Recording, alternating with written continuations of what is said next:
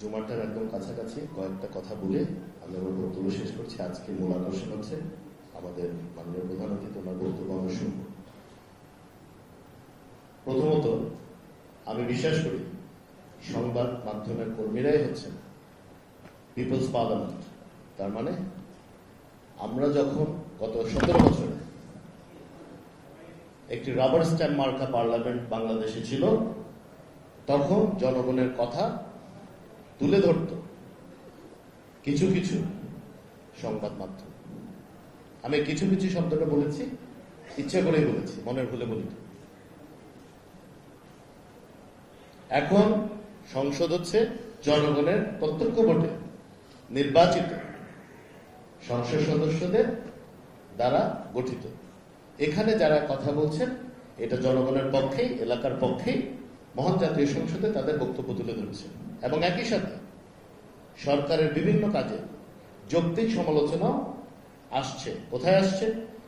পার্টির অভ্যন্তরীণ ফোরামেও আসছে, সংসদেও আসছে এবং আজকে আমরা যেটা দেখলাম এই ধরনের উন্মুক্ত আলোচনা সবাইও কিন্তু সমালোচনা করছে এবং সমালোচনা শুনে আমরা কার্যকর পদক্ষেপ নেওয়ার যেখানে যৌক্তিক সেখানে আমরা চেষ্টা করছি। আবাসনের কথা এসেছে। এই চট্টগ্রামে আমাদের আদর্শিক নেতা, বাংলাদেশ জাতীয়তাবাদী দলের প্রতিষ্ঠাতা, মহান স্বাধীনতার ঘোষক, শহীদ রাষ্ট্রপতি জিয়া রহমান সাহেব এই আবাসনের ব্যবস্থা করেছেন। পরবর্তীতে দেশনেত্রী বেগম খালেদা জিয়া উনিও আবাসনের ব্যবস্থা করেছেন। কিন্তু সেই আবাসনের আজকে কি অবস্থা?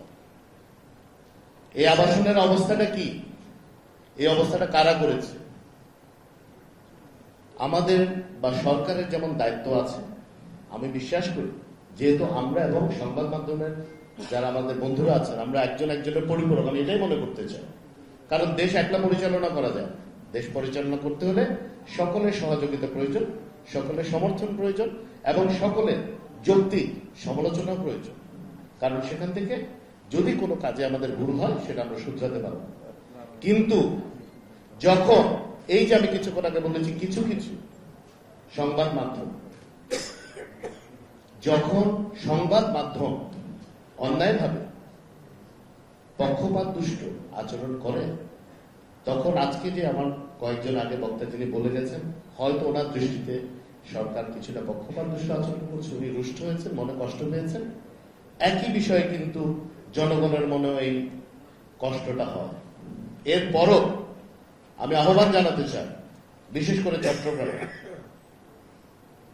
যারা প্রকৃত সাংবাদিক, যারা দীর্ঘদিন ধরে নিজের জীবন যৌবন, অধ্যবসায় এবং পরিশ্রম মানুষকে সঠিক সংবাদ পরিবেশনের জন্য কাটিয়ে দিয়েছেন, পার করে দিয়েছেন, তারা সবাই যেন একটি বৃহৎ সাংবাদিক গোষ্ঠী বা পরিবার হিসেবে একসাথে কাজ করতে পারে।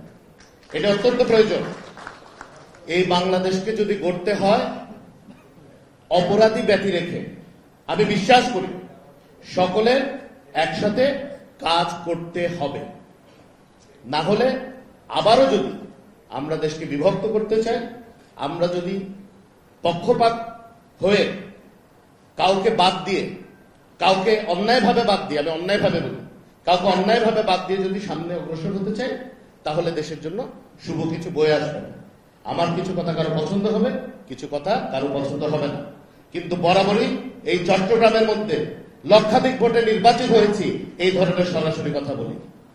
কারণ অন্তরে একটা কথা বলবো, মুখে একটা কথা বলবো, কাজে কর্মে মিল হবে না।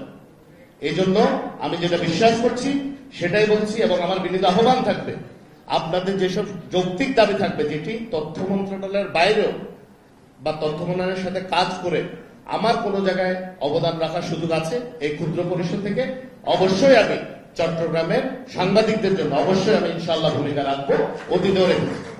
তবে আমি আবারও আহ্বান জানাচ্ছি, আমার দৃষ্টিতে এই সমাজে অত্যন্ত গুরুত্বপূর্ণ ভূমিকা রাখেন আমাদের সংবাদ মাধ্যমের ভাই বোনেরা, অত্যন্ত গুরুত্বপূর্ণ। সমাজের শত অসঙ্গতি, যত ধরনের অবিচার বা দুর্নীতি হচ্ছে সেটা কিন্তু তাদের লেখনের মাধ্যমে ফুটে ওঠে এবং আমি ব্যক্তিগতভাবে অনেক উপকৃত হয়েছি। অনেক সংবাদ মাধ্যমের কর্মী আমার নির্বাচনী এলাকা হাটাজারি বাইজিদের অনেক কিছু আমার কাছে ওনারা পাঠান, নিউজগুলো পাঠান, এবং তার আলোকেই আমি অনেকগুলো ব্যবস্থা নিয়েছি, যেটি শুধু এলাকার উপকার হয়নি, আমার ব্যক্তিগতভাবে আমার কর্মস্পৃহাকে আরো বাড়িয়েছে এবং মানুষের কাছেও আমার এই পদক্ষেপগুলো গ্রহণযোগ্যতা পেয়েছে। এই জন্য আপনাদের সকলকে ধন্যবাদ জানাই।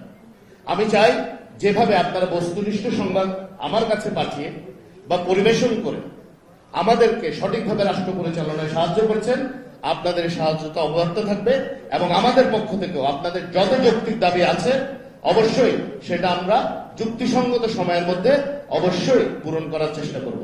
সবাই ভালো থাকবেন, ইনশাআল্লাহ আবারও দেখা হবে। আল্লাহ হাফেজ। বাংলাদেশ জিন্দাবাদ। ও আমি চট্টগ্রাম মেট্রোপলিটন সাংবাদিক ইউনিয়নের নতুন কার্যালয়ের শুভ উদ্বোধন আনুষ্ঠানিকভাবে ঘোষণা করলাম। সবার জন্য শুভকামনা। আমি আশা করি সকলে মিলে পথ চলবেন, যাতে আমরা সবাই মিলে একটি উন্নত, সমৃদ্ধ, স্বনির্ভর এবং বৈষম্যহীন বাংলাদেশ গড়তে পারি। আল্লাহ হাফেজ। বাংলাদেশ জিন্দাবাদ।